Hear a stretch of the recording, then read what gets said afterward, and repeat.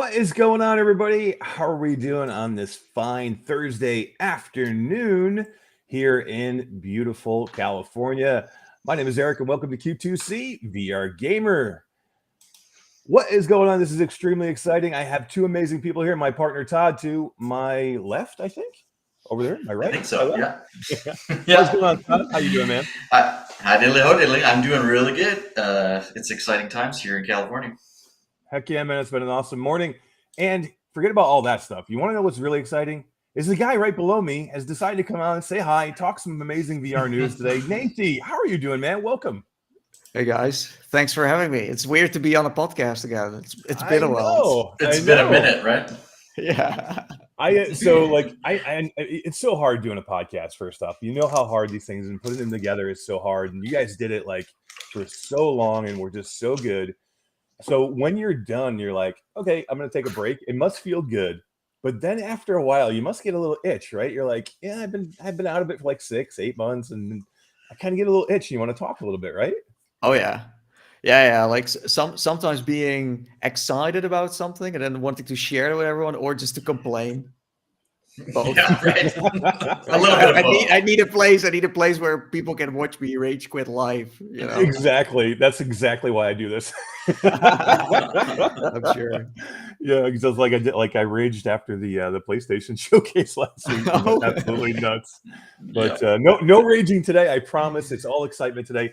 Before we go any further, though, guys, I want to just say, Walking Dead Saints and Sinners is kind of doing a little sponsor thing for this spot, and I just want to say, Walking Dead Saints and Sinners is going to be 25% off on Chapter 1 and Chapter 2, starting today, actually, right now. 25% off, both amazing games. If you have not played these games yet, you're crazy.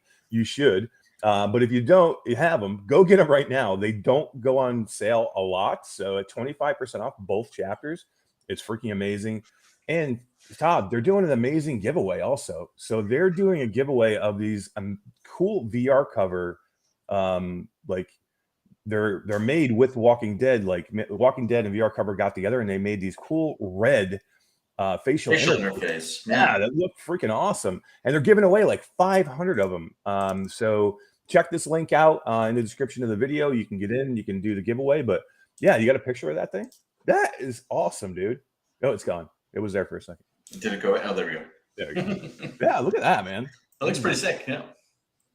VR cover makes good stuff. So yeah, for sure. Yeah, nice. You can't if you get a Quest 2, you can't have it not have a VR cover or some type of good facial interface on it. So you have to join this giveaway, you say. You're even being forced because you have to join anyways. Exactly. You need something like this for your headset. That's right. Yeah.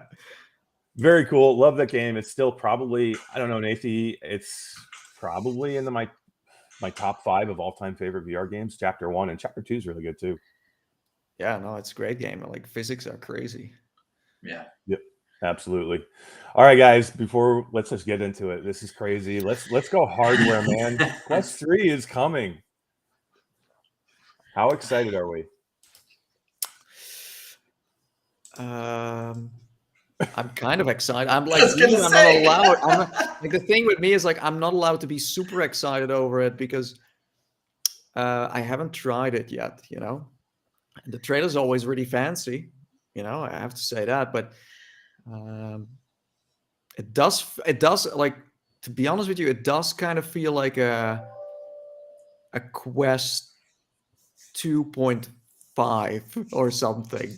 You know what I mean? I don't want to say light because it does have some really interesting upgrades, but it doesn't feel like next gen, if that makes sense. I don't know. This sounds super vague. I'm trying to not offend anyone who is excited. Yeah. No, it's weird because number one, they made it look almost exactly the same as the other one, just slimmer, except for the 3 kind of pill-shaped cameras that are going to be on the front.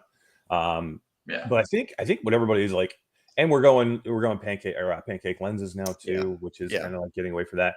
But no eye tracking, no face tracking, which is, I think that's why we kind of have that feeling of like not super next gen, like you said, 2.5. Like I think if they had those in there, then I think we would have been like, yes, next.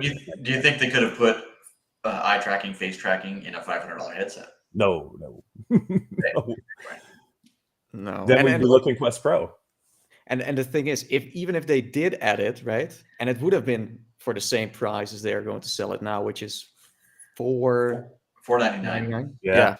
The thing is, like, content wise, Right. they have implemented, and right now they're already struggling to put enough content out. So having then that on top of everything else that they're already kind of struggling with, I don't think would help. Like with PlayStation, you can see it was, the eye tracking and also the rumble, everything. They just gave it as a blueprint to developers. Well, with Quest, it's like all the games are backwards compatible. Right. So then everything has to change again because you have all this new, So yeah, I don't know. I mean, I'm okay with losing the eye tracking and face tracking. For me, it's all about the new chip. It's going to give me this, this next generation of the Snapdragon chip, and how much more powerful it's going to be. And the pancake lenses. I'm ready for a lighter headset too. Yeah. I love the Quest Pro. I mean, it's definitely thinner. It's lighter. It's still heavier than I'd want it to be, but I'm really looking forward to this Quest 3 headset to this thing looks tiny. Yeah, it's gonna look nice. I think it's the same with like Quest Pro, right? If you try the pancake lenses, you're like, wow, this is really neat. And then you go to PSVR 2 or something, you see the difference for sure. Oh yeah. Like on the other side, I mean, like you have pancake lenses and stuff. It does seem to be slightly heavier, although they said it wasn't heavier in this trailer, like 40% without the face interface. So I don't know how much it is with face interface. That's something I would like to know because I'm not gonna use this headset without the face interface. Right. It's an odd statistic. Yeah. Right. And then you have the soft strap, which does seem to be the same one as Quest 2. You can't tell me that that's maximum comfort. It's not. No, you still want to use your Bobo and whatever to kind of make it better. You ditch the soft strap straight away, 100%. It's almost like they're like, look, we can't beat Bobo, we can't beat Kiwi. Let's just put the crappy strap on there and just be done with it. And then we'll just everybody go out and buy the aftermarket stuff because they're not going to make anything that's as good as those anyway. So did it look like it's going to come off? I couldn't really tell if it's going to easily come off. It better. Like the Pros doesn't come off. And it sucks the fact that it doesn't come off. It still has this buckle shape, It's not like melted onto the headset. Yeah. And I think it might pop maybe off. But I think the reason why they didn't do that yet, I mean, they did it with the Quest Pro, but that's a total different use case. So it has its reasons why it is that way. But with Quest 3, I also think they learned from the Elite strap. And if that thing snaps and it's attached to the thing, that you have so much work to get people a new one. So I think this is the best way to go. And you make more money because you can sell more straps. Yeah, exactly. Yeah, I mean, everybody's going to replace it. Nobody's going to use it. The only people who are going to use it are people that want to demo games. Like I go to every one of these game shows, like you do probably too. And it's like if developers are still using the original straps. Like jock strap was on the headset. Yeah. Like you're trying to show this game to people and want it to be, want it to be a great experience, and you still have a crappy strap on it. Like, why are you doing this? Or you have this fancy Razer one. Ooh, yeah, right. Like the one with RGB. No, it doesn't. Yeah. But it would be nice. That would be cool if it did. Yeah.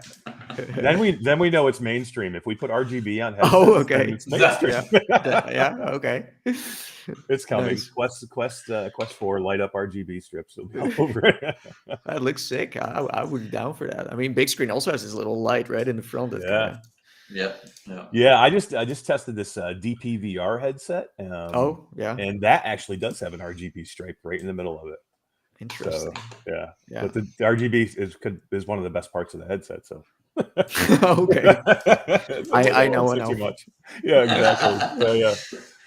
But I like the price, guys. $499. I mean, that's great. I mean, I was nervous a little bit when Zuckerberg was originally talking about it being, higher priced, and he said, I think $400 to $600 range is what he originally said. So we fell right in the kind of middle of that. Yeah, but it's still going to cost them a lot to make it. And with Quest 2, they had to, boost the price again. They had to up it. And then with Quest Pro, they kind of had to go down, and they lost on it. So even that I'm happy with it.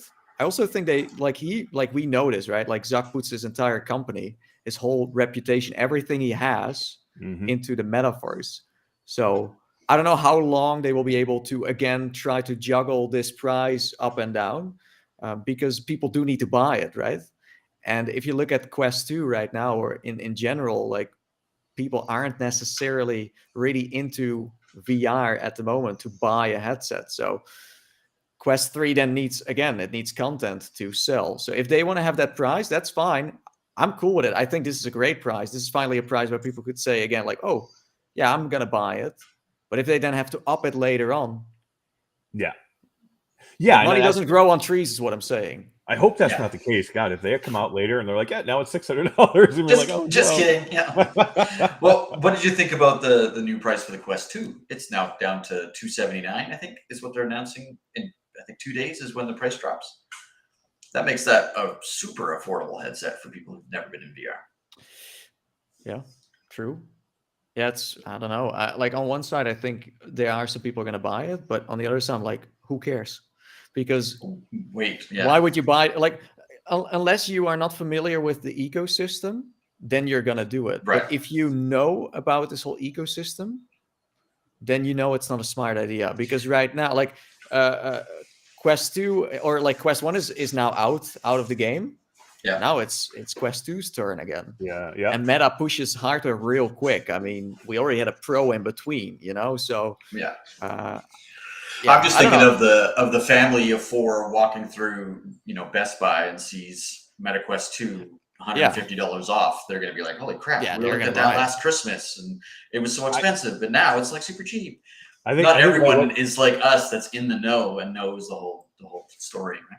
Yeah, I think like what we were talking about earlier, Nathie, like I think you're going to see a lot of mistake buys with this. Yeah. Like I think people are going to be like, especially nobody who doesn't know about VR, they're going to be like, oh, there's all these like we were talking about, like when the original Quest came out, grandmas and moms and dads were out shopping for Christmas and they went and bought the Oculus Go, thinking it was a Quest, didn't know, and they bought the wrong thing. So all these kids got they were opening up presents under the tree on Christmas time, and it was an Oculus Go that was nowhere near what a Quest 2 was, or Quest 1 was. So I think we're going to see probably a lot of those buys are going to be parents or grandparents or somebody buying something for somebody else going, wow, this is a great price. There's one for $500, or I can get the exact same one, or something just must be just like it for $279. Yeah. It's just like the thing I wonder is, so Asgard's Wrath 2 is coming to both headsets. Yeah. But I feel like that game is just an exception to the rule. And after this, because first the sales story was, sorry, the game doesn't fit on your headset, so buy the next one. Now I feel like it's going to be, oh, you don't have the power, the processing power, buy the next one. I think that's kind of what we're going for now. Or it's the mixed reality thing where it's like, oh yeah, sorry, it's black and white. Yeah, we don't really bother with that anymore, Yeah. Because maybe they're gonna still make games like Asgard's Wrath work on, like, I don't know how big the difference is chipset wise. I don't think it's a huge step up, but I wonder how the performance is gonna be on Quest 2 versus if we're only talking about, oh yeah, the loading times are, I'm 1 minute longer in Asgard's Wrath on Quest 2 versus, then I wouldn't upgrade because I can wait a minute longer for that price. I don't know. I think you're exactly right. Like, I think Asgard's Wrath is the exception because it's an Oculus Studios game, and they yes, we need to come out and tell everybody that they can do this for their Quest 2 because we don't want to get people nervous. We don't want to make people mad. But 6 months from now, you're going to start to see, developers are just not going to be able to do it, and it's not going to be cost effective for them at some point. It always gets to the point of like, how many more copies can I sell if I just make it for the Quest 3 versus putting it on both platforms, and how much is it going to cost me to make it for both platforms? Like, how much more development time do I need to put in to optimize it to make it work on the Quest 2, and how much do I have to change? Todd had to leave. I have no idea. like indirectly, it's forcing people into the next headset, which is just a business strategy. That's fine. It's cool. But yeah, I'm really curious to see what you can still play on Quest 2. And something weird that I've been thinking about, and this could be very controversial in a way, and I think it's just I just think it's a coincidence, but the Quest 2 for the last few months has become a lot slower in terms of software. Now, I don't know if you ever heard the story of Samsung draining the battery of the phones. Absolutely. And then people were like, oh, I need a new phone or something. And then they found out it wasn't, they just did it themselves in visually. So the phone was fine, but then they showed that the battery capacity was getting less, you know, it got weaker. But they wanted to push everybody out of it. Yeah. They wanted to go new models. So I like, I'm not saying this is true, but I kind of feel like the Quest, like, have you ever seen the Quest being in such a rough shape in terms of software for the last few months? It was always okay. I mean, it never really had the moment where the tracking went completely nuts or something. But for the last few weeks and months, it's been really bad. And I'm kind of like, are they trying to frustrate people? And then they're like, yeah, you know, the next one is way faster. Yeah, it's so weird. Like every time they do an update, they seem like they break something else. They're like, "Yeah, here's our version 53 that's going to break 15 things and give you one thing that you really didn't need anyway, but it's going to break everything else. It's going to make it slower. You're not going to be able to set your Guardian up, or it's not going to remember your Guardian anymore." Or, I mean, I've had so many horror stories of people like, "I just can't even get my Quest doesn't even work anymore. Like I can't even." It doesn't boot. It doesn't like it doesn't load like the store pictures. Like I also had a few problems where it's like this had some like I tried to download a game and the download button didn't do anything, and then it did show me it was downloading, but then it just halfway stopped and it went back to the downloading button again. So it's this weird rabbit hole of I don't know, like I have no evidence, and I honestly don't think you can really do this because it will be really mean. But it is definitely a way to get people like, yeah, this thing is really getting slow and this is really old now. I need the new thing. Well, in reality, I think the Quest 2 is still not done, but that's especially from the games perspective. I don't feel like I played enough really interesting games on Quest 2 to be like, yeah, that headset really shined, you know? Yeah, I mean, we've had a few like, you know, Red Matter 2 that were like, wow, it blew you away. But great game. Not yet, but yeah, I mean, I don't know. It's like, that's my question here is like, how many people, like, we're going to get it. Like, you know, we're going to upgrade. Like people like us, we're going to get our upgrade. And a lot of our audience. Do we have a choice, you say? No, I don't. No. But I'm just wondering, like, how many people like will right away? I'm curious, like, you know, again, we'll probably get all the new users who are like, yes, new headset. I'm going to go get this thing for $499. Or if they have an original Quest 1 and they just didn't go to Quest 2 and now they're ready to upgrade. But like, how many of like the Quest 2 users are going to be like, well, day one, let me go buy this for $500 for Asgard's Wrath? That's a good question. I know. I think the majority of Quest users who are mainly using it for just standalone, because there are also some who just see it as a PC headset. It's a total different audience. Yeah. I think a lot. At least that I just speak for myself in this case as a gamer, but I think a lot of people are almost at the tipping point of being burned out by not having interesting content to play, where they're like, okay, the Quest 2 was already for me like, okay, I invested, I put money into that after Quest 1, but because Quest 3, I don't know what is the flagship. What are the flagship titles for this device? Asgard's Wrath, obviously, because they also showed it in the trailer, like, oh, we have this, you know, upgrade in processing power. But it's called Asgard's Wrath 2. People don't like most people don't know what this game is. It's the first time I've heard of it, and then it says 2, so they're gonna be like, what happened to 1? And they look it up. They're like, oh, it's a PC game, okay. But because usually, I don't know about you guys, but it's same like Last of Us 2, or Uncharted 1, 2, 3. Like you wouldn't necessarily say, oh, I'm going to play 4 now and didn't play the other ones. Right. Yeah, that's I kind of feel like there's a boundary for some people who take these games very seriously, or like, I want to be there from the start. I don't want to just step in to the middle of this thing. I wish they just didn't go with 2 and they just said something like Asgard's Wrath, Loki's Revenge. And then not even mention. That probably would have been smarter. They didn't even have to mention the first game, because the people who would be angry about it are the Rift S people who do not really exist anymore by now. Yeah, right. Like, where are those? There will be like 10 people like knocking on the door, like, hey. You know, you disrespected me as a customer. They just got evicted from their homes. The Oculus Rift people, yeah. Yeah. Yeah. I mean, it is a little bit weird.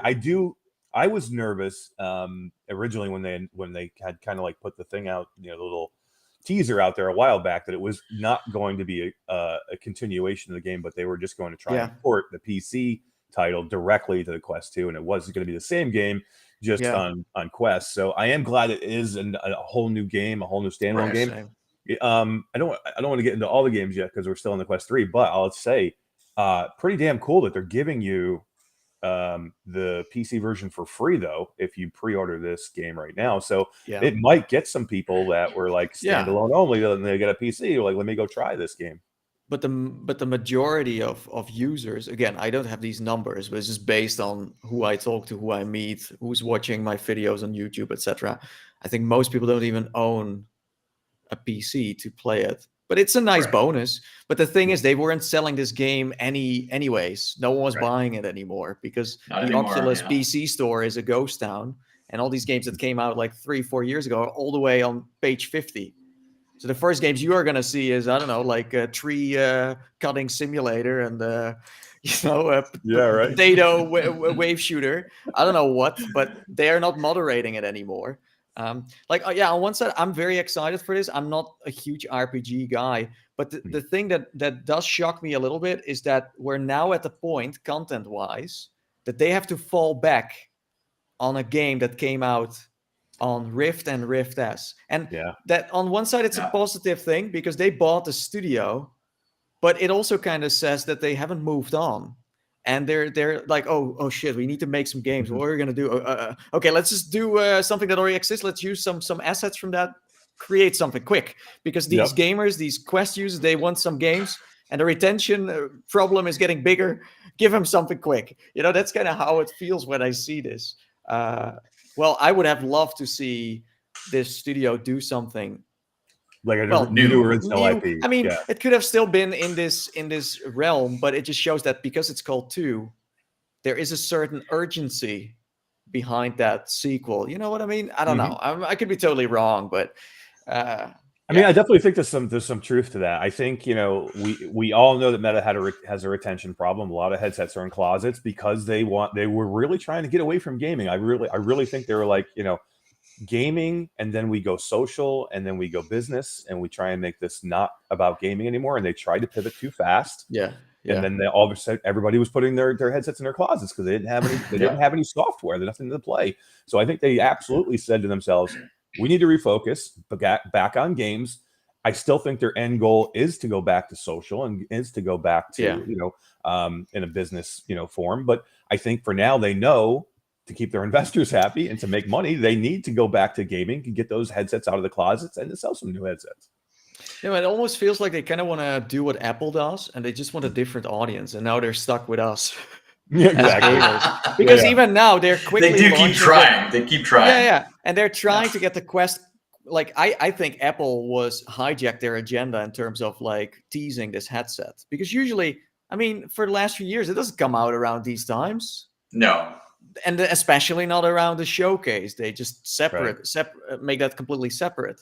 But this audience that has a Quest is a total different audience. And now I have a feeling where on one side, they're going to focus back on gaming because they still need the users. They need to have an active user base. They can say whatever they want, like millions of headsets sold.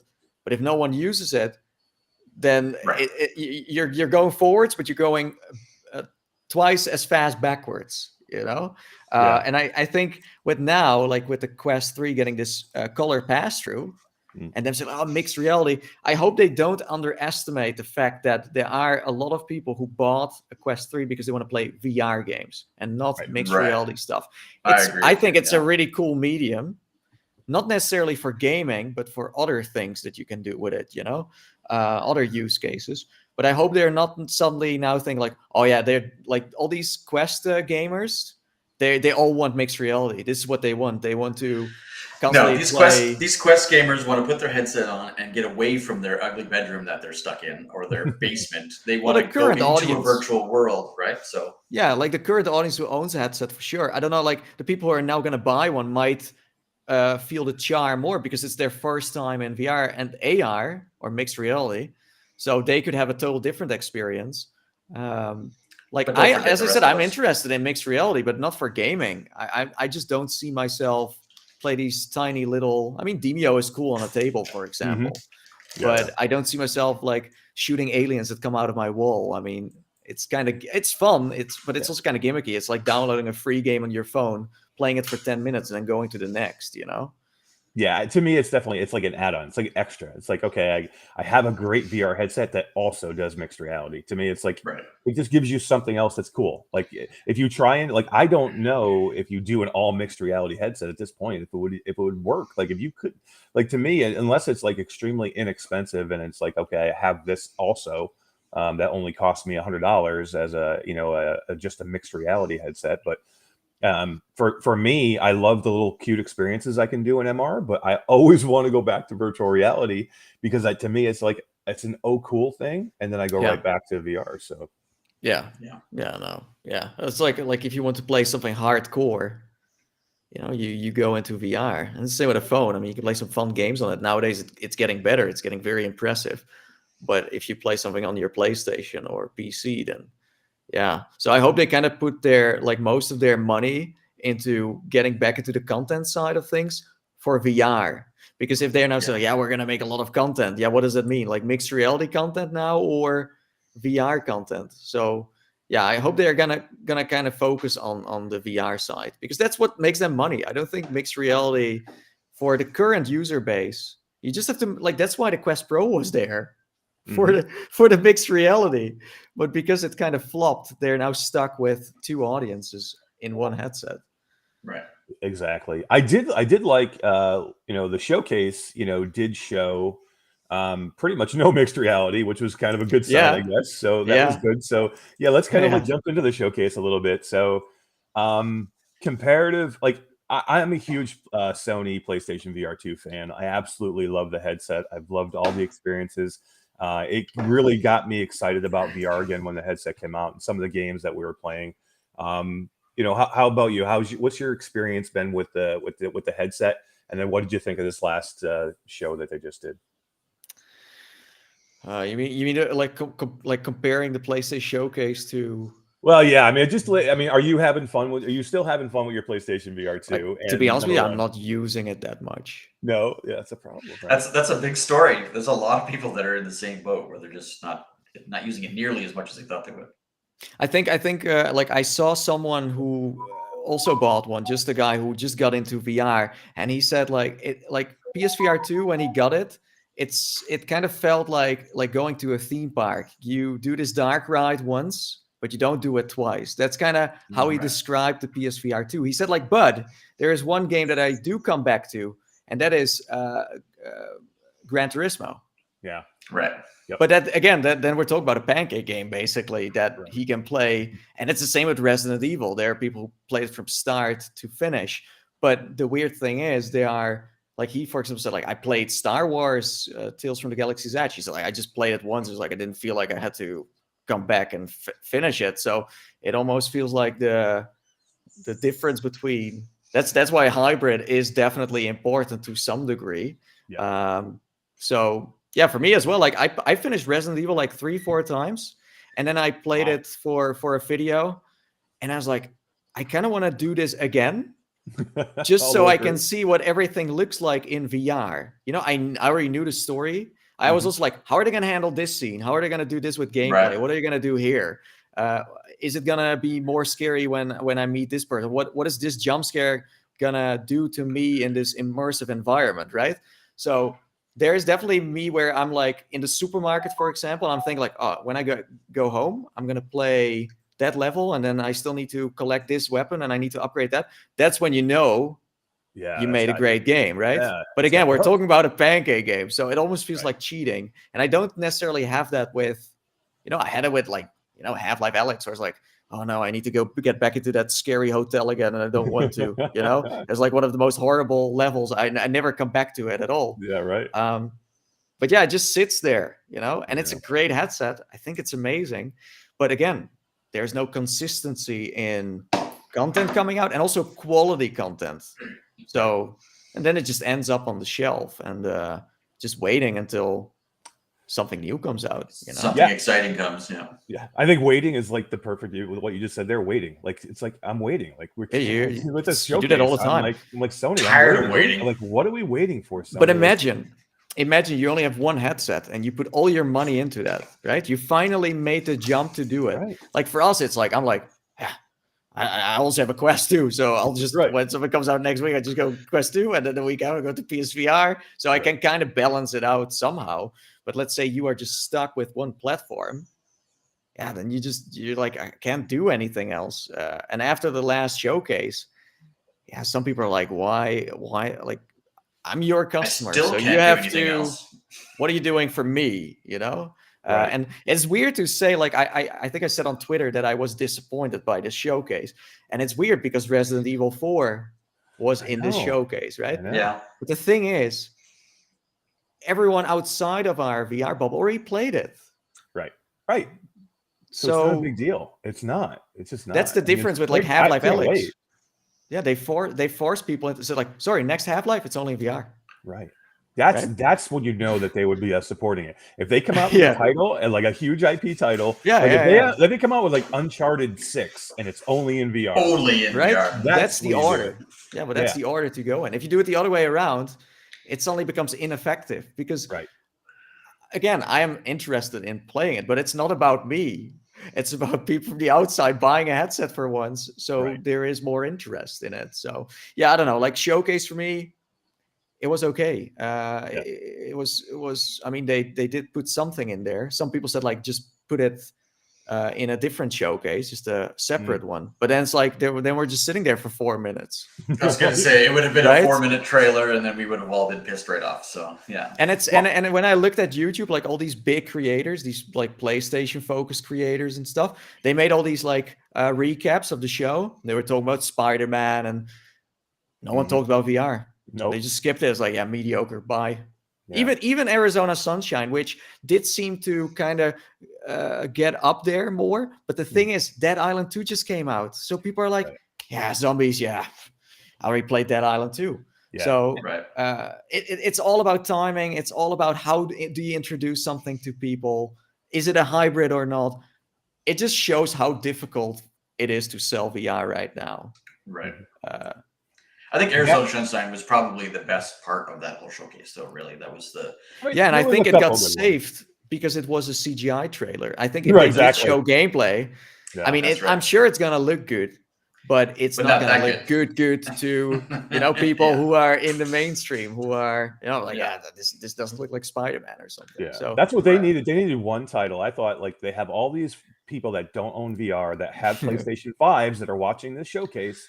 They needed one title that got somebody that's sitting on the couch to go, I need to go down to Best Buy and go, or Walmart and go buy a headset to try it. And they didn't have it. They just didn't have it. You're going to give me Arizona Sunshine.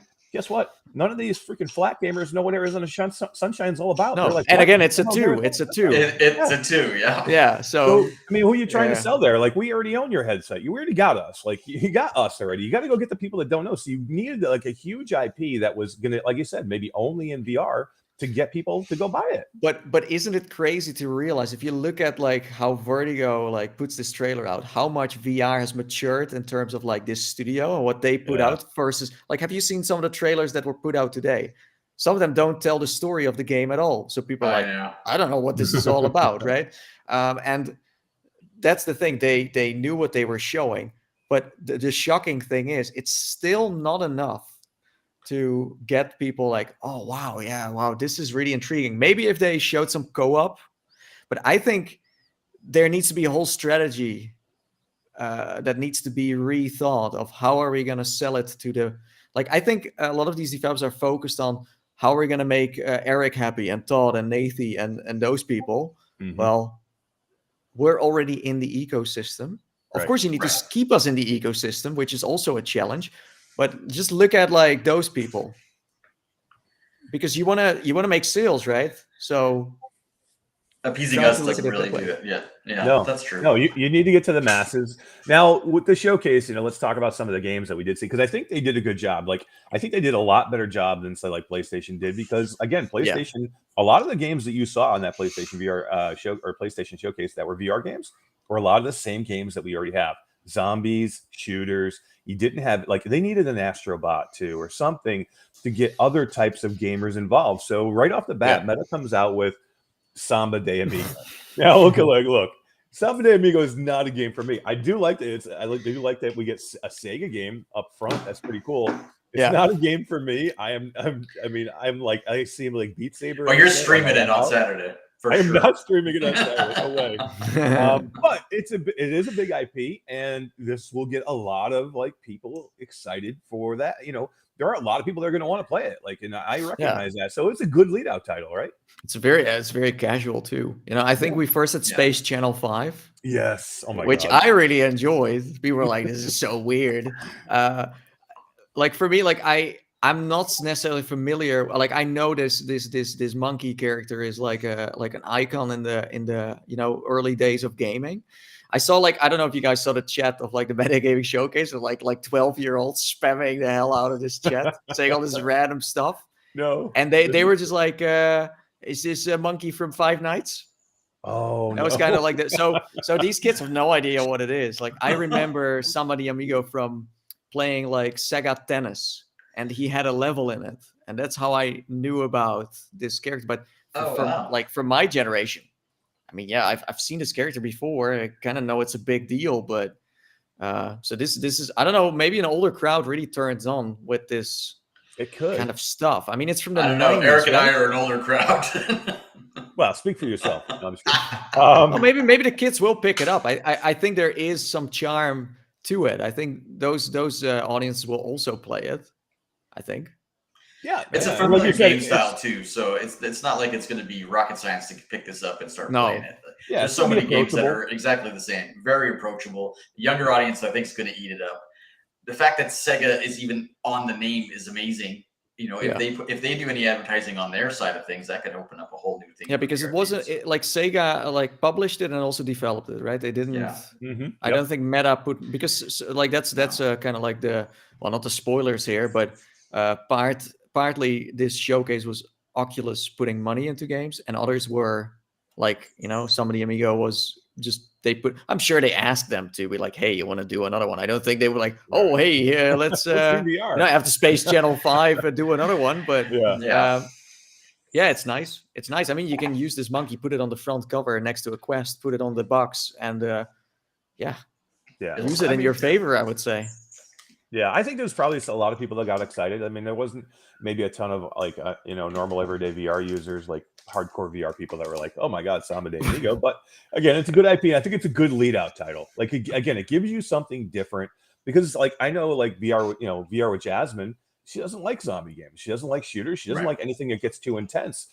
She likes Garden of the Sea, and she likes, puzzle games and just more casual games. And there is an audience for those. So I think, again, you got to have games for everybody out there. So I think them leading out with that was cool. And then they come back right after that with, man, I Expect You to Die 3, another chapter in the I Expect You to Die universe. And the trailer looked really, really cool, man.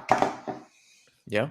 Yeah. No, I think it's interesting to have another, I'm surprised actually that after the second one, they did do a third one.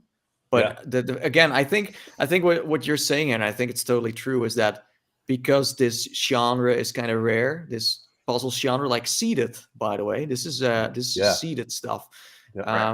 So it will, the audience that plays this will find it. You see what I mean? So it's welcome that it's there. I'm not saying it's niche, but it's definitely in a certain realm of its own. So yeah, I'm totally down. I think Shell is always putting something fun out. It's more like a comedy show that you play, right? Yeah. And I was actually a little bit shocked because it was so long between I Expect You to Die 1 and I Expect You to Die 2. And then they had those short little MR experience that they did for the Quest Pro. Oh, right. Yeah, but I was like shocked that we'd have another one already, but people love this game. And I think, again, we're saying the same things: approachable, no motion sickness because it's seated, like you said. I think you can do it with one hand too. Can you not? I think you can be played just with one hand. I think so, yeah. Which for some people can, a lot of people look for, have disabilities or look for games that they only can, play one-handed. But I think they're both approachable, seated, no motion sickness. So, again, a lot of people come in this winter buying a headset for the first time, Quest 3. You need some of these experiences that'll get people to have fun, but not have bad. I think it's smart too to have version 1 and 2 bundled at a discount right now because, with the trailer of 3, people are like, well, 3, like you said before, Nathie, like, what the hell's 1 and 2? I never played those. So having those on sale is pretty smart on their behalf. I think it's impressive that they got a 3 out because you do sometimes see that sequels are struggling in VR. I mean, we just spoke about Asgard's Wrath 2 and same with Moss, for example. Like Moss Book 2 is amazing, but I'm almost 100% sure that it didn't sell that well, even that it's an amazing title. So the fact that they already going to number 3 and they're still going, it's very impressive. Yeah, and that's cool. And then they backed it up with another Shell Games. This was Shell Games, Silent Slayer. That was Shell Games. Are we sure? I think so. Vault of Silence. Yeah, it was. That looks pretty cool too, right? It's like you're a vampire. You must be like a vampire hunter in that game, right? It looked like that's what it kind of looked like to me. Yeah. I don't know. Like the trailer didn't really tell much. I think this game is still in development. The trailer was. The trailer was it a trailer? For sure. 15 seconds. They opened up the coffin, and that was. I honestly think like if you don't have any gameplay to show, then just don't join the show. That's kind of how I feel about it because in VR you want to see first person gameplay, and if you don't have that, I mean, Vertigo Games kind of cheats its way out with acting like it's. But if it's just 10 seconds, you're like, we don't have anything, then Because I can't tell you if I'm excited for this. It didn't tell me anything. Yeah. My big gripe with the PlayStation showcase is even the flat games, they showed so many cinematics and not a second of gameplay. Yeah. It's so hard to get excited about that stuff. Well, that's what people killed Behemoth about too, and that was another surprising thing. We didn't see anything more on Behemoth today, which makes me a little nervous. But that's what everybody killed Behemoth for, because when they teased it, it was just the name Behemoth and like a big footprint in the icy. But when did it get teased again? I think that was one of the showcases at the end of last year. Yeah, the some kind of winter thing, right? Yeah. So like again, like those trailers, when you see those trailers that the game just started, they start working on it. Like the game is not finished anyway. Usually, if the fancier the trailers, the bigger the chances the game is not necessarily done yet. Yeah, it's a missed opportunity, but the thing is, like, there's so many games that you could name that weren't there, right? Like, where was I know that Firewall wouldn't come to Quest, but they have this other like Solaris. Where was Solaris? Right. Where was this Batman game that they're working on with? That's what Todd said. That's what I said. As soon as it was over, I'm like, where the hell's Batman? But the pressure is too high to say, oh, we're working on it, and especially after GTA, I don't think they want to just spit out some random names anymore. So no, they've learned their lesson, I think. I hope. Yeah. I mean, that was my thoughts leading up to this. I was like, it's a really, really good showcase. I like it a lot. There's not that one title. Like, again, Asgard's Wrath is a great title, but again, that's for VR people. We know it because it's Asgard's Wrath. I wanted one title that got people that don't know VR to go, I need to go get a VR headset. And we just still probably didn't get that here, but we have Ghostbusters Rise of the Ghost Lord, which they showed more footage. I mean, we've already heard it, we knew it was coming, but they did show footage. We did see some gameplay, which seemed pretty cool. I'm excited for this one now. I was like excited, and then I saw some crappy gameplay, and I'm like, I'm not excited, and then now I'm back in. So I'm like, I'm back in now. I think it looks cool. Yeah, I was hoping that it would be more scarier when they first announced it. It does seem to be, again, very casual. But after they had this round table with creators, and this guy said you could make money and, catching ghosts, and you make money and then you can upgrade stuff. So there seems to be a progression system kind of behind it where it might be a little bit grindy, but it's multiplayer. And in VR, multiplayer is kind of rare. And if you do multiplayer, you usually just hold a gun in your hand. So having finally something else in your hands and having a proton pack Yeah.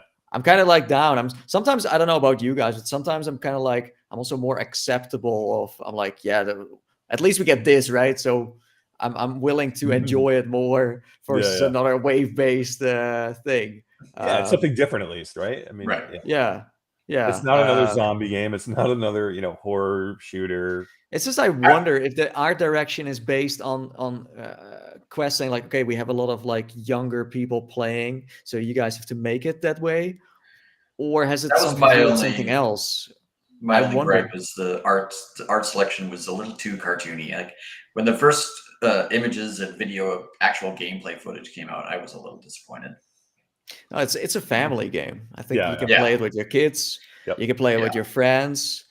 I mean, I'm sure if something shows up, it can be scary, but I don't feel like this game is there to jump scare you. You know, it's not like the original Ghostbusters video game or something where you're like, oh, you hear this creepy music and you're like, I mean, that's what I kind of found strange, is that they did show the villain. Like this Ghost Lord, they're showing him way too much. I'm like, let people find out by themselves what they're working towards. Now I'm kind of like, it's a silly looking villain and I'm not scared of it at all. I already know that.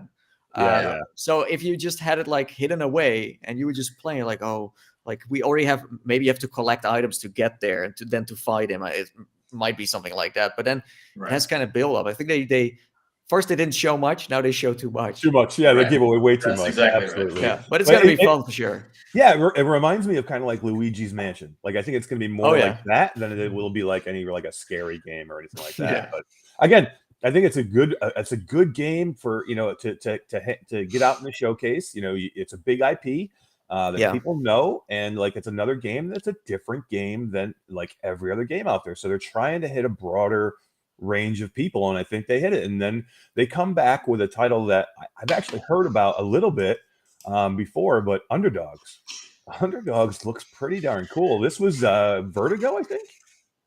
No, it's a like One Hamsa, I think is the. Oh, was it One Hamsa? I think it is One Hamsa. Yeah, but it's like these guys kind of new, right? Yeah, but aren't these guys kind of new to the game? I mean, I tried to look up their website and stuff. I couldn't really. One Hamsa did Racket. They did Racket NX. If Underdogs, I think Underdogs. If Underdogs is One Hamsa, One Hamsa did Racket NX. Okay. Same company. Yeah. I take that back then. Well, but I mean, they've only had one other game, and it was Racket NX. So this is like a total different kind of game. This is a big departure. Yeah, for sure. It looked cool. The art style was a little weird, but yeah. To be honest with you, I don't really feel this one. Yeah. It feels kind of uninspiring. It feels like a wave-based kind of thing. I mean, I like mechs. I really do like this mech genre. What was this PC game again that you could play like multiplayer? Was with like the radio thing that you could pull? It's like, hey guys, I'm coming. I'm gonna attack you. It's like this, and this AI like this screen. It's like this famous. Yeah. It was also on the DK1. Like, well, what's this name? I forgot. Maybe the chat can help us out. It's like this classic. It even had some updates, but like that in that setting, I'm kind of down for it. But this feels very small. This to me feels I could be totally wrong.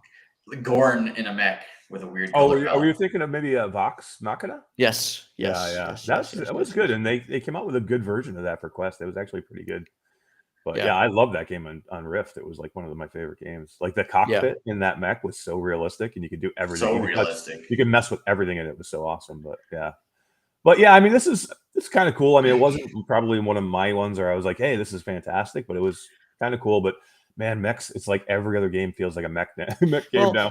The thing is, you put it, so you have a mech can fly, a mech can go fast, a mech can do all kinds of things that you wouldn't be able to do in real life. And then what you come up with is putting it in an arena. I'm like, it's so on the ground. It's so restrict. It kind of reminds me of what was it again? Resolution Games did with their robots in this. Yeah, Ultimex. Yeah, it's kind of like the same vibe. Where it's okay, you have these mechs. Yep. Maybe you should have done something like what Archangel did, where you have like this kind of like story. I know that's a total different budget, so. But I don't know. The trailer just showed me a lot of the same stuff. I'm like, I'm just seeing, I fight these dogs and I fight some mechs and there's some end bosses. But how long am I going to play this for? Right. Am I going to play this for like 8 hours? I don't think so. Probably not. Yeah. Yeah, I mean, I'll need to see more from this one before I can kind of like really get excited. But you know, it looks cool. And was that a trailer or was that footage? I don't know. It was definitely gameplay. I think it was definitely gameplay. Yeah. So then they come out with like NFL Pro Era. This is to be honest, I kind of stepped away for a minute at this one. I saw it was NFL Pro Era, and I'm like, I'm out for a second, and I went and did something else. So what was it? I didn't see it.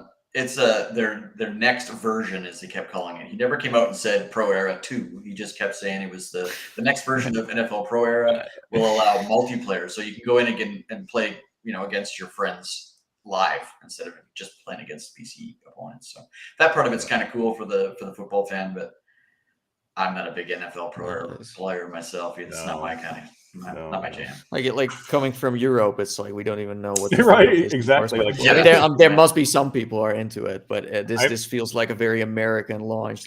I remember talking to GT when it launched, and he's like, I'm gonna go play the game to review it but I don't know anything about football. No, it works. You have to throw something, right? Like, I don't know anything about it. I want to say something. Who was it?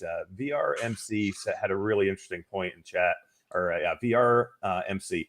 He said, you know, I didn't feel like this showcase made me want to go buy a Quest 3. And I think I just want to like point out that this showcase, I don't think was meant to get you to want to go.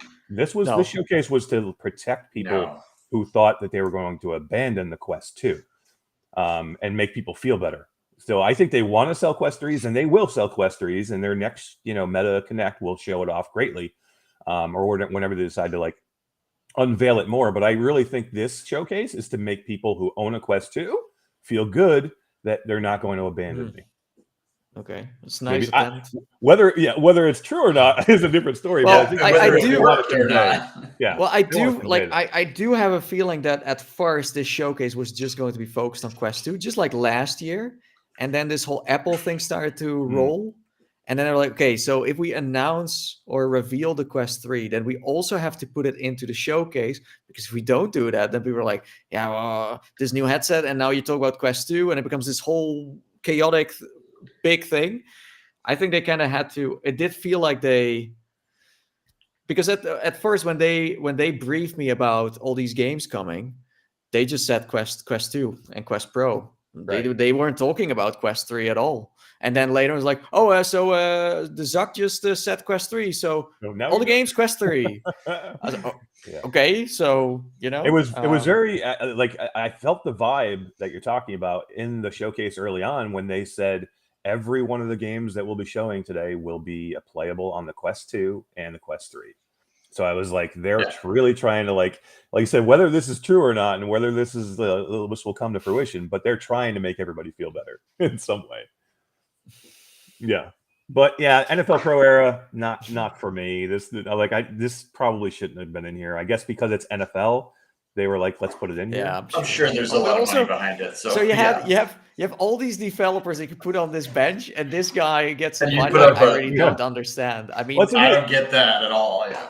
I had no idea who this guy is, and I used to be a football fan like before I got into virtual reality 10 years ago, right? Like I haven't watched football in 10 years, man. I think he's into like he is like some kind of like NFL guy, and it's like they're not necessarily in the VR space, and then they kind of brought it into the I don't know, but I was like, but isn't it strange? I had one guy on the bench, and then afterwards no one. There was no one who. Compared to last year, they had all these like interactive elements, at least, of like Moss showing up and all these characters kind of walking around. That's right. I forgot about that. That was cool. Quill was on the table. I was like, you know. But I mean, with these showcases, I think you have to have filler. So to me, this is like, okay, this is my filler thing. And then they come back with resolution games, which, I mean, Nathie, I don't know about you. I love resolution games. I think they're one of the best development teams out there. They're like all great people, but they make great games, and I do like their stuff. And I have actually tried Racket Club, and I think Todd has too. Nathie, did you ever get a chance to try it yet? With the tennis game, you mean? Yeah. No, I've not tried it, but it looks good versus all the other like 5 tennis games that have been releasing in the last couple of like months. Yeah. It is good. I got to play it. I went to Sweden and visited the Resolution Studios back in November and got to play it in early development. And It was a lot of fun. There's a bunch of content creators there, and we got to just smash rackets for an hour, and it was a lot of fun to play multiplayer. And it's come a long way from what I played to what I've seen now. So, well, what do you do next to just playing tennis? Yeah, it's like a small. It's like racquetball, squash, and tennis kind of all together, or more like pickleball. The ball's really heavy, like in pickleball. So, and then with leaderboards. Yeah, and you can hit it like off a bounce too, right? Almost like a racquetball. Yeah. And unlock like stuff and like new rackets and balls and okay. Outfits and it's even got spectator mode, which is kind of cool. So you can have your friends come in and watch while you're playing. Yeah, that's funny. Yeah, we did it. We did a 4-player match when we were in Houston, in Austin. We went to the Resolution Studios. It was myself and Alex VR, VR with Jasmine and Skiba, and we did like a 4-player match.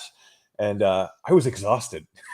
I was almost dead after we did that because we played like a ton of matches. So you can play at room scale if you want. Yeah. We were all in the same room together with all headsets, Quest 2 headsets on, and we played right in the same room together. It was almost looked like we were all standing on a racket. Like it was me and Jasmine against Alex and Skiba. So we were on one side, they were on the other, and it was just cool to be able to do that. So I think it's gonna be a cool title. I'm interested in it, really am. All right. Then they came back with so Fast Travel comes back, and Fast Travel did Wraith the Oblivion Afterlife, which is in that universe of Vampire the Masquerade. So, and Wraith was an okay game. It did okay. It wasn't like a lot of people. Some people hated it. Some people liked it. I thought it was right in the middle. I thought it was a really good game. But Vampire the Masquerade, we get another vampire game, guys. It seems like the vampire game is the new zombie game. This is the new zombie game, right? Yeah. Yeah. But I think it looks it's almost cool, like it's almost like the cities versus little cities thing again, but now with Shell, Yeah, right. Shell and Dreams. Well, this one at least showed more, right? Yeah. It showed what you could I think people forgot the other one. Yeah. Because they at least showed what they had, Yeah. I mean, this was pretty cool. I mean, this looks like you're going to be more the vampire instead of like the vampire hunter, which is like on a different angle. And this, the Vampire the Masquerade like universe, because there's like a whole bunch. I think there's like a werewolf one, and like there's a whole bunch in this whole IP of Vampire the Masquerade. So, I think there's a lot of people that are like really interested in it just for the title. I think, but Fast Travel does a good job with games, and Wraith was a good game. I thought it was well done. So I'm interested in this one. I'm on board. Looks cool. The gameplay reminds me of a game I used to play years ago called Thief. Oh yeah, it was all about being stealthy, climbing on the walls, stabbing people in the back, stealing their money, but with a vampire instead of a knife. I guess. I think there wasn't there like this Thief VR simulator game once where you also there was, but that one had nothing to do with the no. Yeah, which was unfortunate because when I saw it coming out, I was like, oh my god, it's coming to VR. That's amazing. And then I found out that I just have to steal Grandma's car. Not the same game. I love it. But the gameplay style looks cool. So yeah. Then we came back with Dungeons of Eternity, when this looked like a dungeon crawler, but you could do 3-player with this, which looked pretty cool. What do you guys think? I don't know. I think it has potential, maybe, but a dungeon crawler. I don't know. It didn't hit any bells with me for sure. I think the trailer also didn't really explain. It was just random scenes of like, oh, here's a scorpion, here's a skeleton, here's us climbing, here's us doing a high five or trading torches. Like I was kind of surprised because at first like, so these are the guys from Dead and Buried. I go, okay, and then I'm like, okay, but I expected this Dead and Buried art style and this whole kind of and then this feels more like it felt more like an early access thing that I would see on Steam. It felt like an Apple title. Yeah. It looked very questy. It did, but 3 people in a dungeon crawler where you can like, I'd have to see like what's in it. Like, can you like upgrade your weapons and can you upgrade your armor? And they've been able to do that stuff since like Township Tale. Like it's not new. Yeah, but they also didn't show that. I think they only showed combat. They only showed just someone doing magic spells, and I didn't see any. Maybe that's also why I don't really know what this is and what. Yeah, I agree. Yeah, I mean, if it's got something to it, more depth to it, I think I would be more down. But it looked okay. It looked like very much a Quest game for sure when I was looking at the graphics. The Seventh Guest. Are you guys familiar with this game? This was a flat game from a long time ago, I think. Familiar with it? I'm not. No. I know a little bit about this. I think it came out like around the Mist kind of time and Riven. I think, if I'm correct, and it does very much look like a puzzler, like environmental puzzle game, or that style of Mist game, but maybe more approachable and less hardcore Mist game, I guess, but maybe a little more approachable. It came out in 1993. Okay, so way after then. All right. Yeah. But maybe along those lines. I mean, they did show on screen what a CD-ROM was. That was so weird. Right. Yeah. She said CD. She said compact disc, and then or CD-ROM, and then all of a sudden they had to put like a definition of it up in the corner so people would know what it is. But that says enough about the audience who buys into Quest. It's the Among Us people, the Among Us. The five is no, that's true. It's true. That's always like how I see it. But I think this game is actually my highlight. I think this one looked really cool. I have no idea what the Seventh Guest is. Not from back. I have no idea. And also, I don't really care. I just want to play this game. If it has a history, fine. It's been rebuilt, so that's great. I think you have to. I don't know. I haven't looked at like the original. I don't think you can make something from '93 work in VR and make it look still kind of. Well, Steam came out with a 25th anniversary edition too. That was kind of remastered. So okay, so in 3D. Yeah. Wow, so this must have been a fairly popular game then. No, it's not a 2D flat thing. Is it like 2D or? 3D? I think it's still 2D actually. Okay. Wow. Interesting, but it looks really, really epic. Yeah. I mean, the volumetric thing is really cool. Mindjab said Seventh Guest was the first CD-ROM game I got. Full motion video. 93. I mean. Okay. Yeah. That's kind of cool that they're bringing some of these things back. I've seen some games try to come back that didn't do well from older titles, like Colossal Cave. Colossal Cave was the one that was like in the late 80s, like a point and click adventure Myst style game that had a good popularity, and it did not go well in VR. It did not go well in VR at all. No. But I think this Seventh Guest game can kind of sell itself without people knowing what it is, It just looks interesting on its own. It's even available on Switch, actually. Wow, really? Okay. No idea. That's cool. But yeah, I think you're right. I think that it's an IP, a known IP is just like icing on the cake. You know what I mean? I think the game itself looks cool, and I think it'll sell enough, and people like these types of puzzle games. So yeah, we needed it. It was cool. And then they show Arizona Sunshine for Quest, which is great, and it is coming to Steam. I was talking to Wes from Virtual Strangers, and he said so we already know it's coming to PlayStation VR 2. We're going to see it on Steam, and then now we show it for Quest 2. I play this game every which way, the original. So I'm excited for the next one, but I want to see more gameplay. Yeah, same. Yeah, and it's co-op now. It's confirmed, I think. Yeah, it's co-op. 4 players. That part's cool. And honestly, I didn't know that it was coming to Quest at the same time. So it looks like it's going to be like simul launch with everything. It's kind of weird though that some of these games are also going to come to PSVR 2. But for some reason, maybe Meta said like, "Okay, we want to reserve your time on our showcase." If only PSVR 2 had a few titles from this showcase, it would have already been better. Because same with Arizona, it's like, okay, we knew it was coming to PSVR 2. It's like a timed exclusive announcement, basically. Right. But maybe they should have done some more, because I'm sure half of these games that we saw at the showcase are going to be PSVR 2 titles as well. Yeah, I would say most. I mean, it's tough nowadays to like Sony can hold exclusive. It's even Meta doesn't really care. I mean, they've put Beat Saber on PlayStation VR 2, and I think Meta just wants to sell games at this point. If they have those studios, and they just don't want to make money, and I don't think they care about the exclusives as much. But then we come into with another huge IP. This is a game that we already knew was coming, but it's big. It's big news. People love Stranger Things, and now you get to play as Vecna in Stranger Things, which is a little weird to me that you're playing as a villain. I think it's a good move to have that in there. Like this one has the potential to get people from the outside outside in. Inside out, the upside down into the upside down into like the VR is like upside down.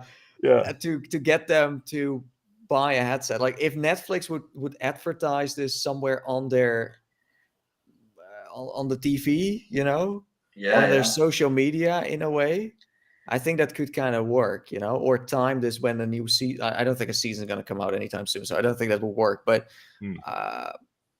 because I do think people would be interested in this, or have people try it at a mall or something. I mean, this is kind of the stuff that could be kind of like a Void-esque thing, Yeah. That would be cool. I'd Void. I mean, that would be awesome. I wish the Void came back. I feel like it is a very atmospheric kind of game. It's very artsy. Like the last game they made was virtual reality 2 that didn't go so well as far as I know. First one was amazing, and also their live performances were great. Right. So I do expect a lot from this, but looking at the price, I don't know what the price was, like $30. It's not going to be a very long thing. It's going to be, I'm not going to say it's going to be scripted.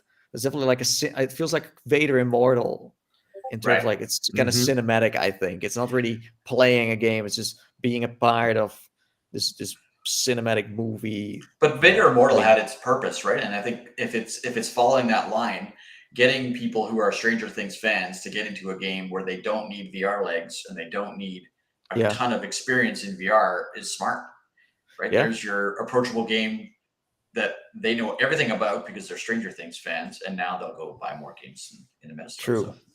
So it could be a good move. Yeah, I think so.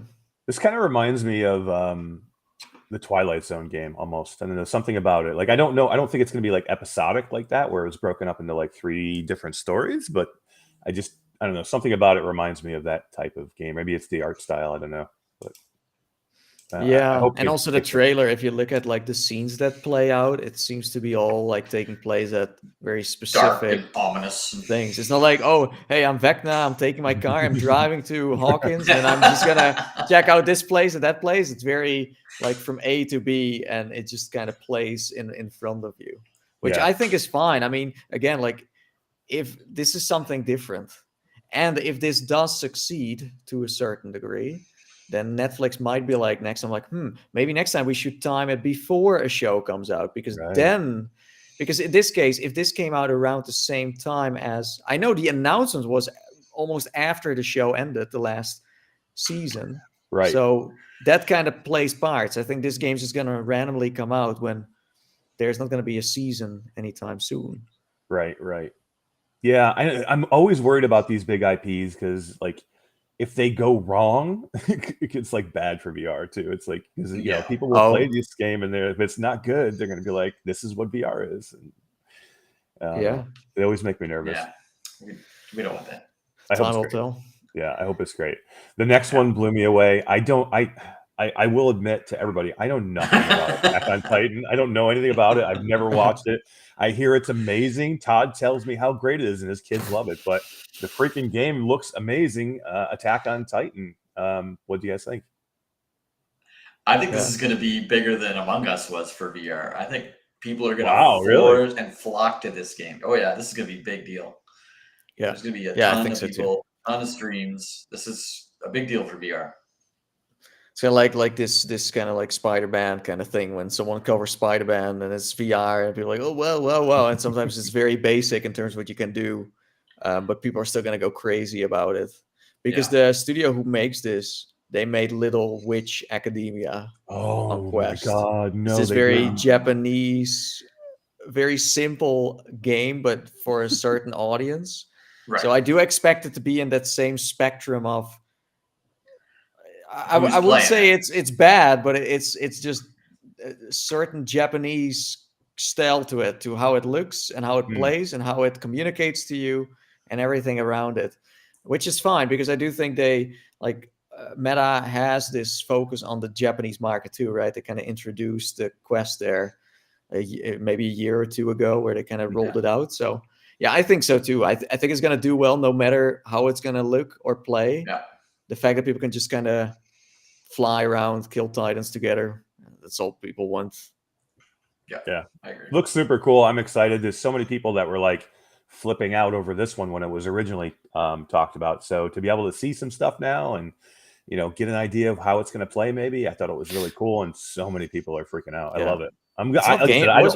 Was it gameplay? I don't think it was gameplay. It was probably not, but it kind of like gave you an idea of maybe what it was going to see, or like how you were going to move at least. Like I did see because it did show like how you're moving, right, with the swords. Shoot them into the ODM wall, or Yep.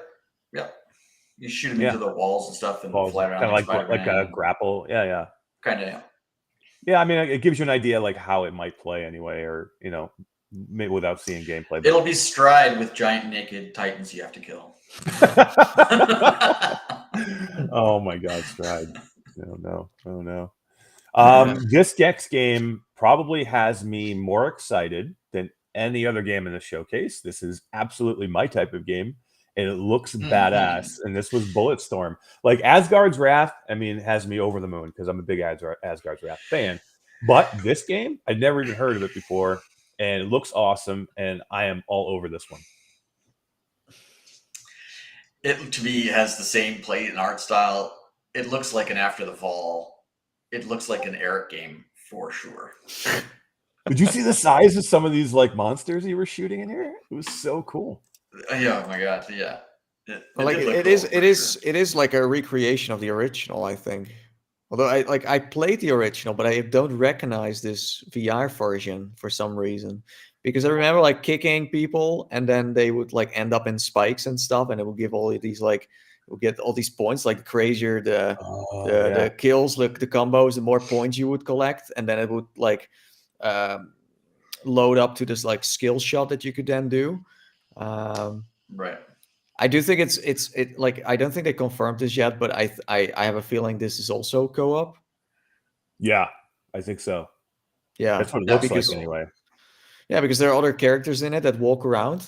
It's kind of weird because it also has a story to it, but I didn't see any characters talk to you. They just they only show 2 minutes of just shooting. Yeah, it looked very much like an action. Yeah, I could almost see no story here at all. It was just like nonstop action for 2 minutes. Yeah, well, that's what it is. I mean, it's just a pure combat game. It's just like a grindy kind of like title. Yeah, interesting. I think a lot of people forgot about Bulletstorm. Yeah. Oh, I definitely did. I didn't realize the title at all. But did they say quest footage on the screen during that? I don't remember. I'm curious if it's coming to PC at all, and because the footage, the game itself, the gameplay looked so good. I mean, what's the incentive to bring it to PC? I know.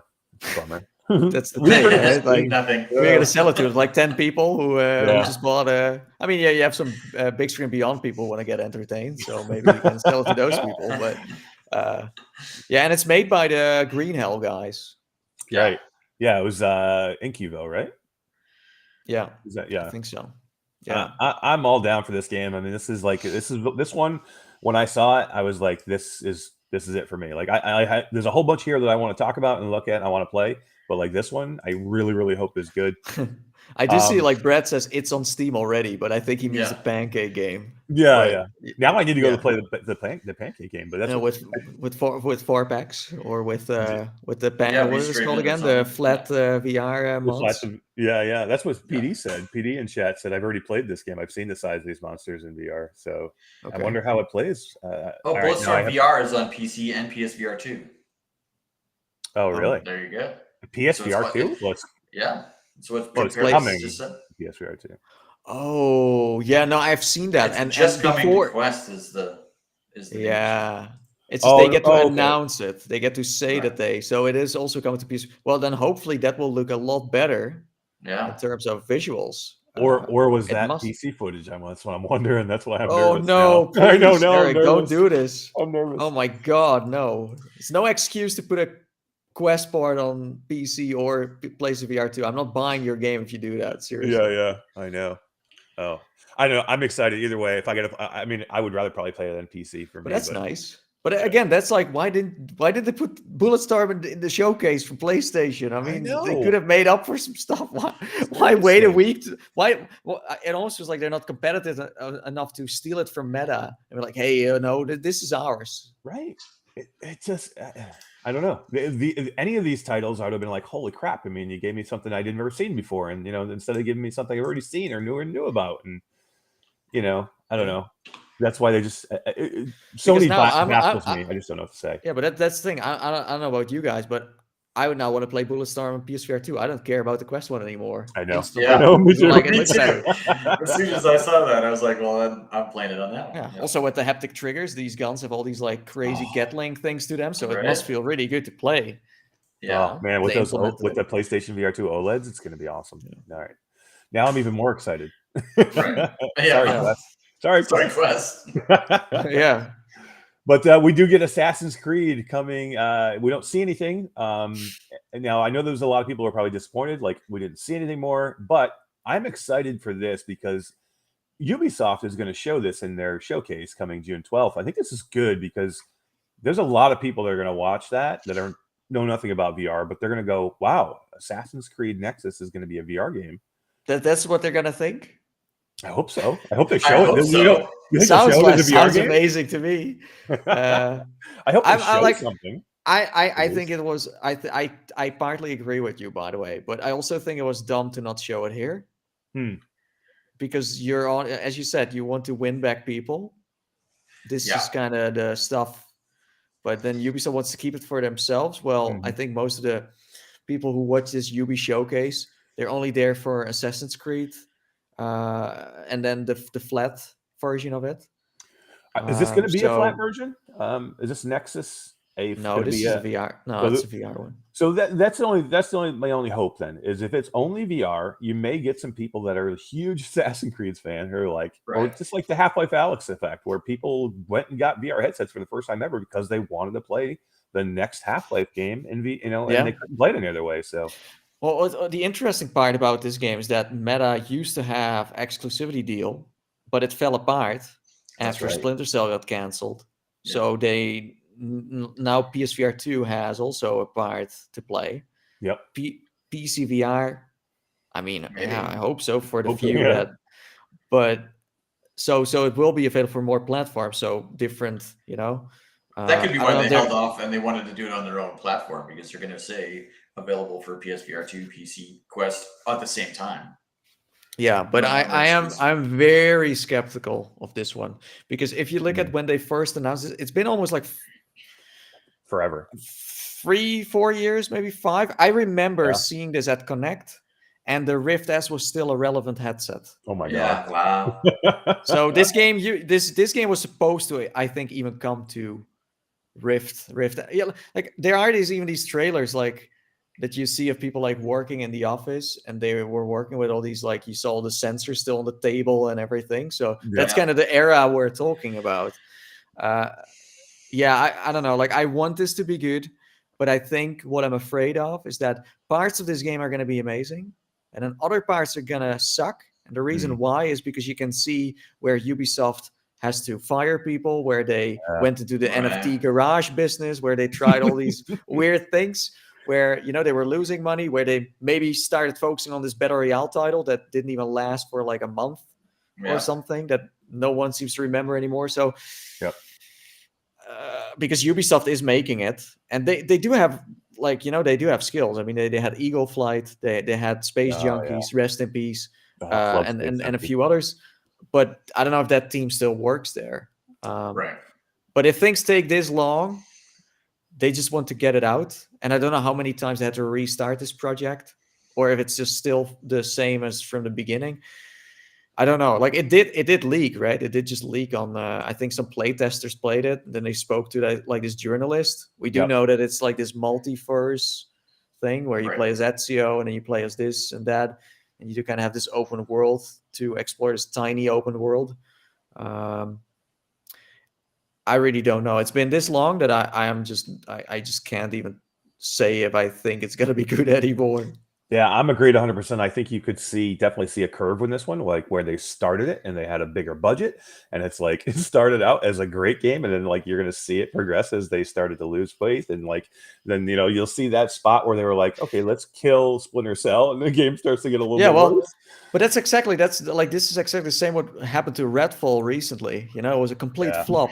It's like these developers, they are working on a title they know is needs to be finished, and these higher ups are like, it needs to get out at some point, and then they know it's not that great. So in case of Redfall, people just left and they went to another. So you have people who dedicate their time to make this the best thing ever, and then at some point they're like, oh, we're going the wrong direction, and you can't go back.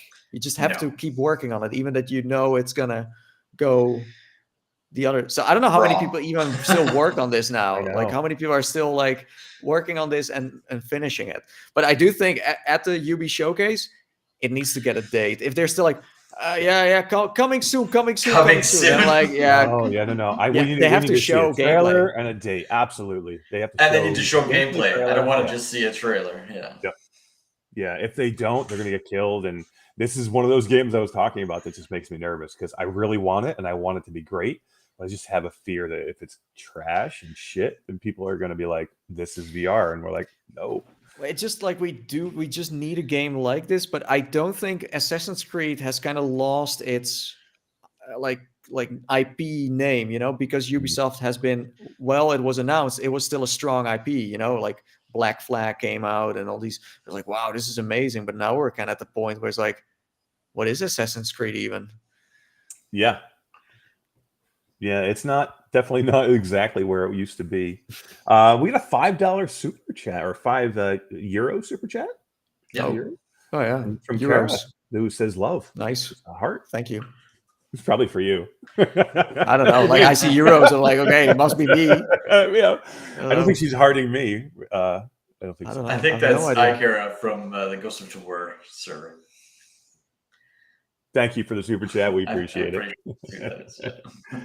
Awesome. So then they finish up with Asgard's Wrath, and they do a lot on Asgard's Wrath. To the point where they do this whole crazy thing of with the developer talking about it afterwards, and they go deep into this thing, and then they have the creators come out and talk their 2 bits. And that was very interesting, I gotta say. That was difficult.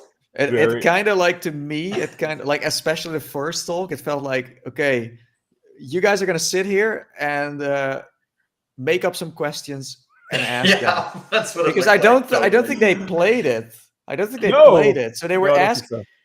I found it very odd. It didn't awkward. Feel dynamic to me.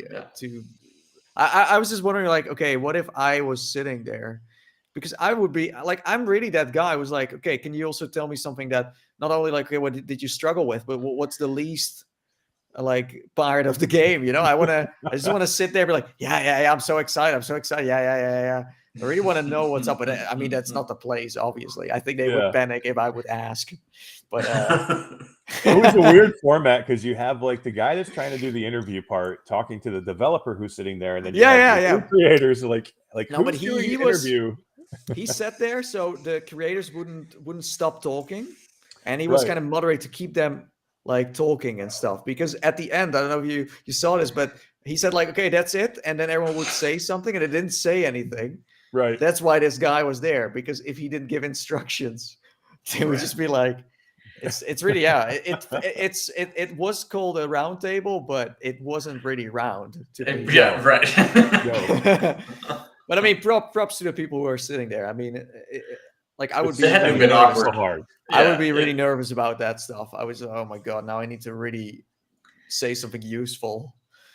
Yeah, to make 20 seconds to prep. Yeah, that's it. Yeah, right. I came all the way out here. I need to say something profound. Crazy. But I think it's pretty obvious that if you look at like how much time Asgard's Wrath took in this entire showcase, they're betting big on this one. It's kind of like what they did with Resident Evil 4, where all their marketing budget is going into this. So I don't know, like if they're gonna constantly promote this around Christmas, or all these fancy trailers again, or going to places, or have them on billboards and things like that. I find it very interesting that again, like they're using this as their biggest thing. Maybe they just don't have anything else to play with. But if this is their biggest title, then that's not enough. It's an RPG, it's an MMO RPG. It's a certain audience who likes that. Mm-hmm. But if you're kind of like, I just want to just chill, I don't want to think too much with my brain. Yeah. Then I don't know if 60 hours. 60 hours. Yeah. It's like insane. It's like a big ass. It's a commitment. That's like, yeah, it's a commitment. Seriously, I don't have time to play a 60-hour game. I'm telling you right now, I can't do it, man. I didn't finish the first one. The first one was 40+ hours. Well, a lot of people did not finish it. Oh, I'm like 3/4 of the way or something like that.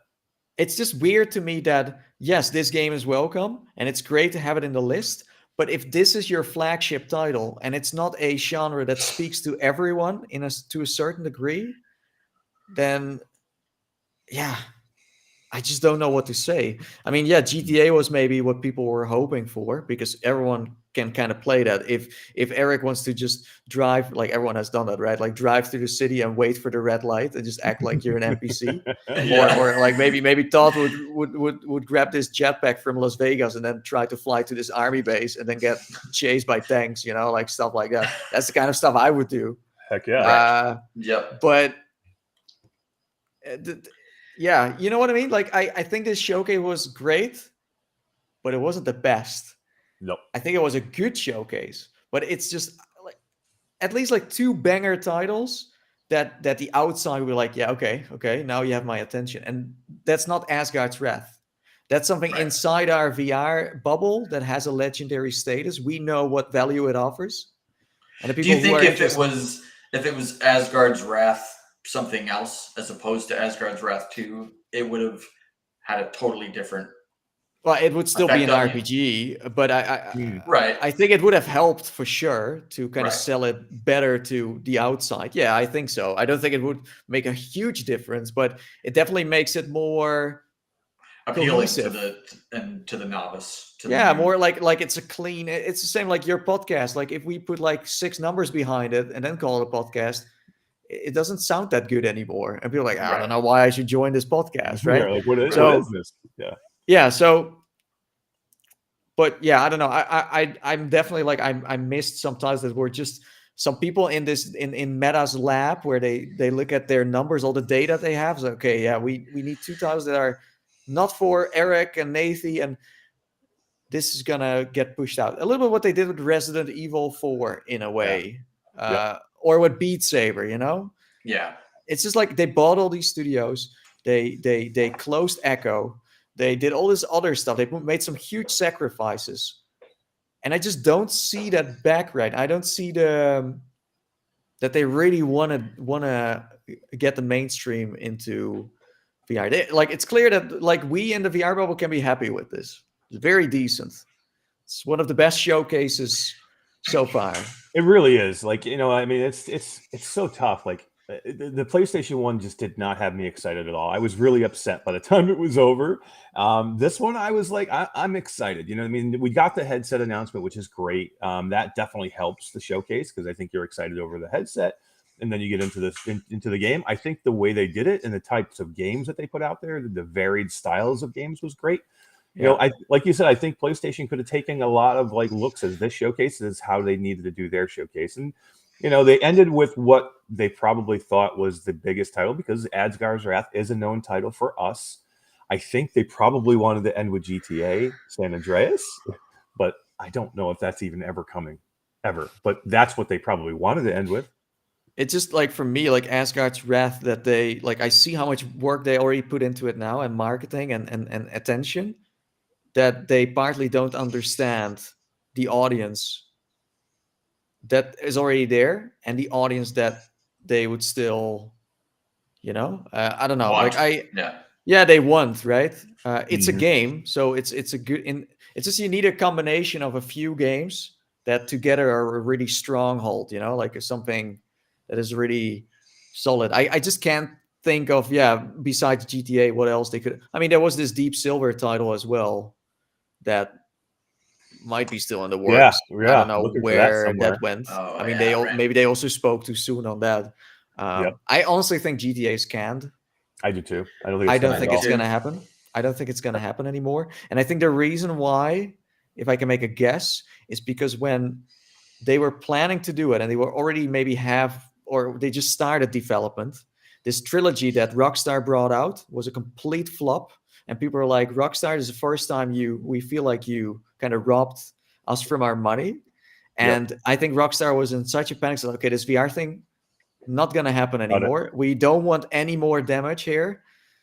Because I do think it was based on the remaster, because the other game was so old that they kind of had to use the rebuild stuff to kind of make it easier to develop with. I think that's what happened, because it was around the same time.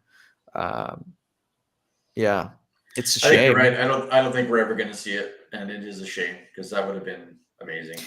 Especially if you think about like LA Noire.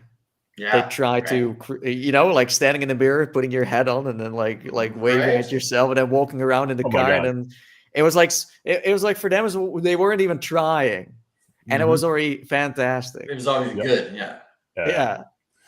It would have been amazing. I mean, people would have been cheering if they ended it with San Andreas. I mean, people would have been cheering. I think a Batman. I think people would have been like cheering.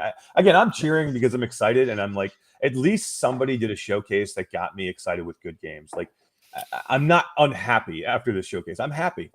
Today, I am happy with what Meta is doing with these games. I want them to focus on games.